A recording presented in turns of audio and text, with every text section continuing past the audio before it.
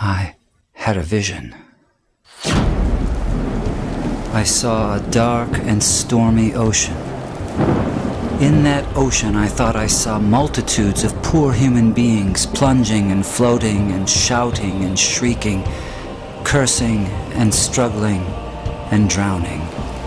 And out of this dark, angry ocean, I saw a mighty rock that rose up with its summit towering high above the stormy seas. And all round the base of the rock, I saw a vast platform. And on this platform I saw with delight a number of the poor wretches continually climbing out of the angry ocean. And I saw that some of those who were already safe on the platform were fervently helping the poor creatures still in the angry waters to reach safety. But something puzzled me. Although they had all been rescued at one time or another from the ocean, nearly everyone seemed to have forgotten all about it. Anyway, the memory of its darkness and danger no longer troubled them.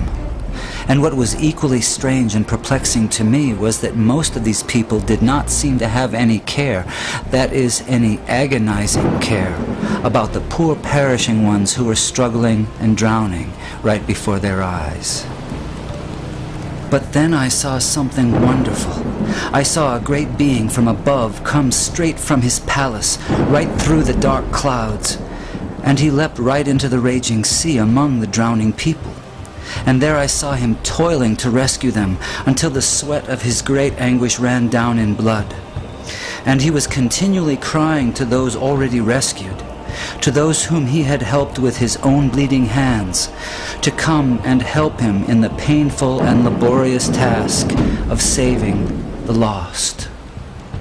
But the strangest thing of all was that those on the platform to whom he called were so taken up with their trades and professions and money-saving and pleasures and families and community and gatherings and religions and arguments about it that they did not respond to the cry that came to them from this wonderful being who had himself by his Spirit gone down into the sea. And so the multitude went on struggling and shrieking and drowning in the darkness. And then I saw something that seemed stranger than anything that had happened before in this very strange vision. Those whom this wonderful being cried out to come and help him in his difficult task were always praying and crying to him to come to them. Some wanted him to come and stay with them and spend his time and strength in making them happier. Others wanted him to come and take away various doubts and misgivings they had concerning the truth of some letters which he had written them. Others wanted him to come and make them feel more secure on the rock, so secure that they would be totally sure they would never slip off again.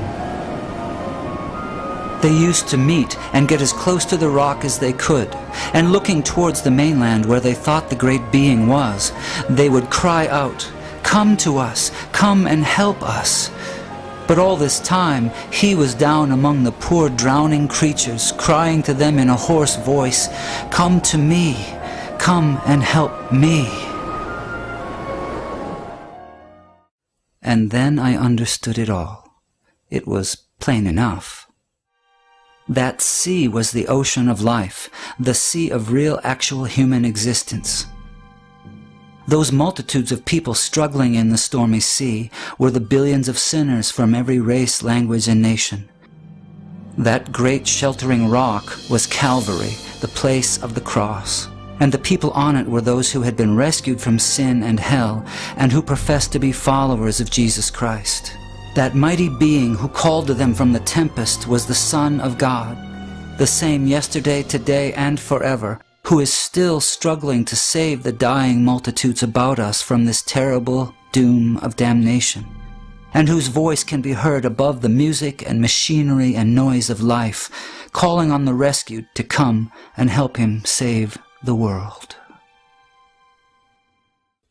My friends in Christ, you are rescued from the waters.